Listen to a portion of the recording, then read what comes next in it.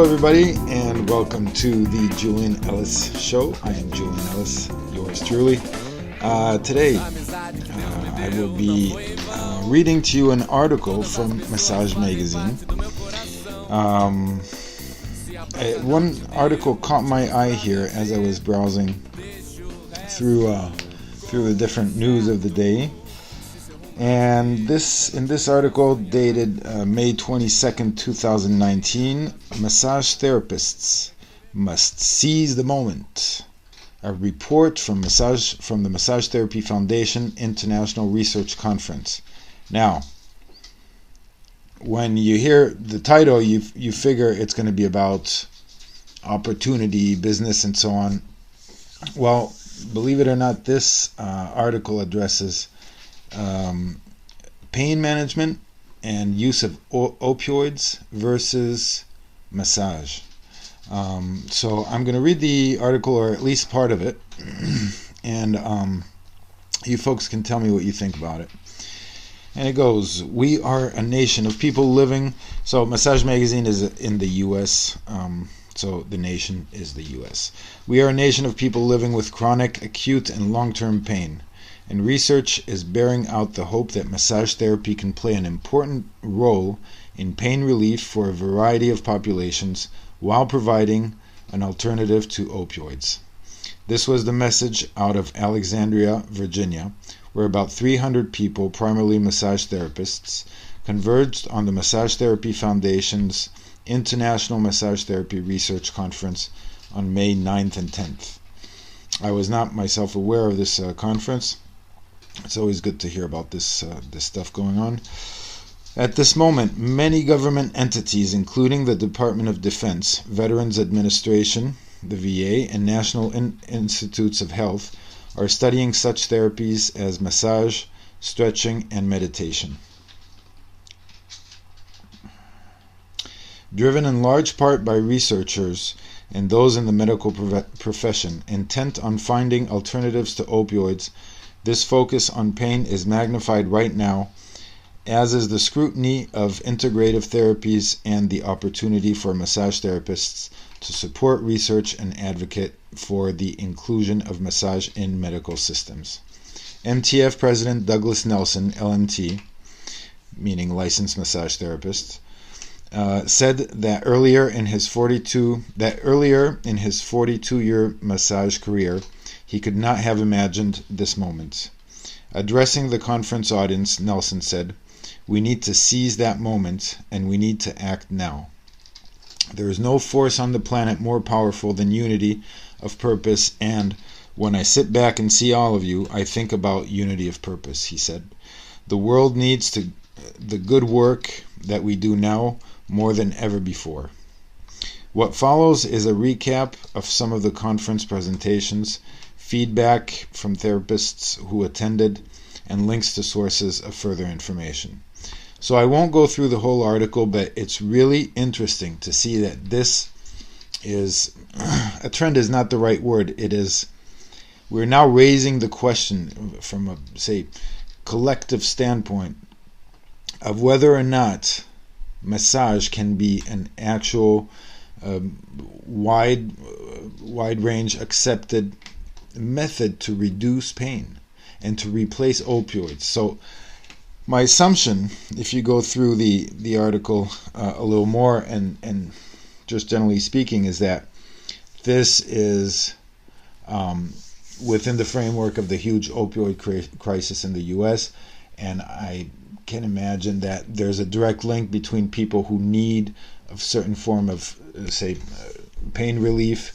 They're given opioids, even if they're actual medication given by doctors, and then become addicted to substances, and then turn to maybe less legal substances, and so on and so forth. So pain, whether it comes from an injury or whether it's chronic or so on, requires some form of pain relief, pain management.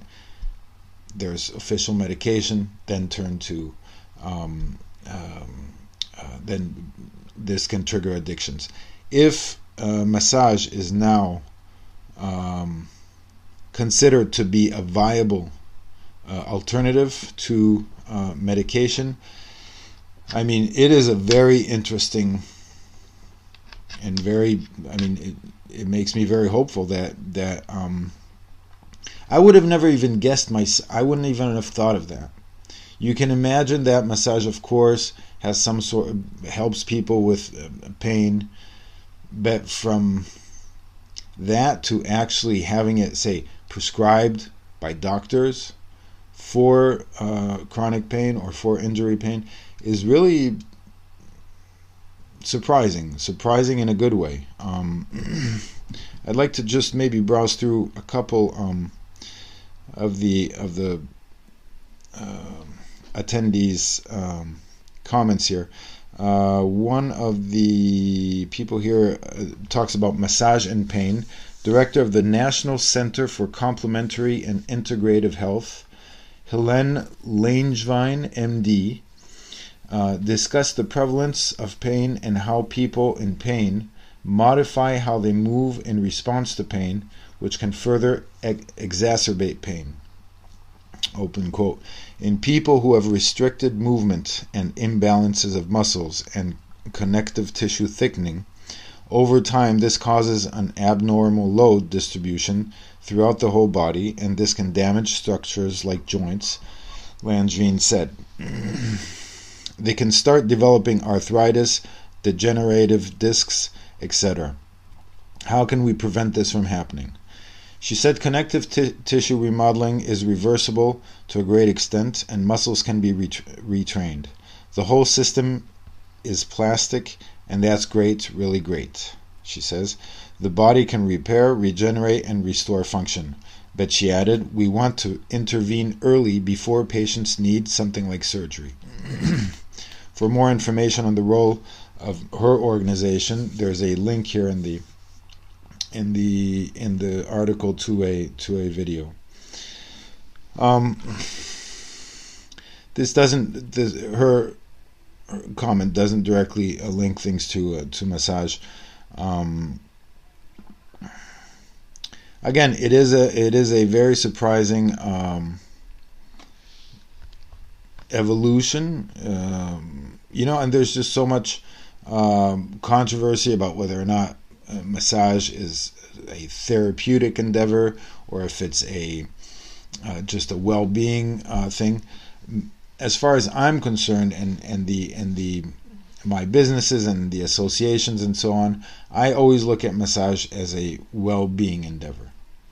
I do not myself look at it as a therapeutic endeavor just because I don't know enough to be able to look at it that way.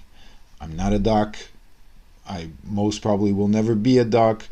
I stay away from that side of the massage industry as a whole. However, it is super interesting to see that for those of you therapists who are highly trained, who maybe have chiropractic training, and who are close to, say, the medical community, that there is this evolution, and there may be ways to integrate some hospitals who will be prescribing massages as a pain relief treatment. So I would just like to read the end of the article, which refers to the title, and the end of the article goes like this: how you can seize this moment. Open quote. In my 13 years as an LMT, I have attended many conferences and CE classes throughout the country, without a doubt.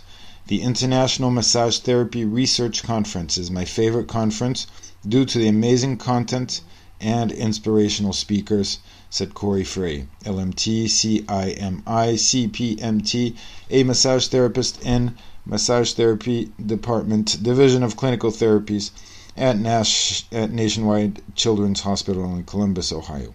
Frey presented a research poster at this year's conference and previously. Both times that I have attended the IMTRC, Boy, do we love acronyms here. I've walked away with a renewed excitement for the massage profession and how I can contribute to moving it forward and continuing to gain more evidence and confirmation that our work has benefits beyond measure, she said.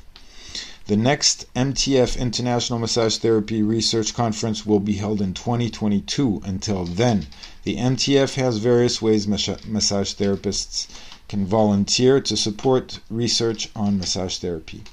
There are additional ways you, as a massage therapist, can be part of the shift towards holistic therapies as a means of addressing pain. According to Kern's, advocacy on this front needs to happen on a local, regional, and national level. Explore, read, and become knowledgeable about the shift towards holistic therapies happening now to determine if opportunities for you exist in it, and to be more educated when talking to clients and networking with medical professionals. Those include, and you've got a whole bunch of links here. I'd encourage you to take advantage of opportunities to network in your community and speak about what you're doing and the importance of what you're doing, and really speak to the evidence and with a message that will be attractive to people, said Kearns. If there are the opportunities to get involved in advocacy efforts, do that. So, as expected with this shift towards using massage to manage pain, to alleviate pain, there are obviously new opportunities to get the massage community even closer than what they are so far to the medical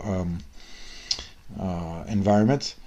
And I just thought this was an interesting article. Here in Europe, I do not think this is something which is very prone to happen in the coming years. We're still very Cartesian about things. It's not so easy to include new types of therapies. That being said, I might be bad-mouthing the community without really knowing. I mean, again, I am not experienced within the medical community, so I can't speak to how much they would include massage as a means of addressing pain. But if anyone of you know anything about this, whether it's in Europe or in the U.S., the current state, I would love to hear about it.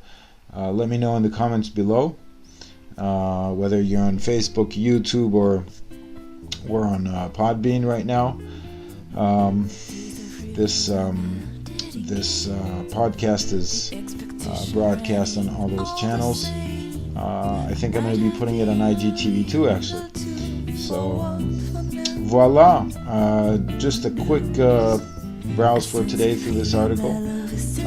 Massage Magazine is definitely becoming one of my go-to places for articles, so I do invite you to check them out. Lots of good stuff in there, and lots of good stuff right here. So hopefully I'll see you back tomorrow. Until then, be well. Ciao, ciao. For you, it's so fun. Hot springs and Coca-Cola.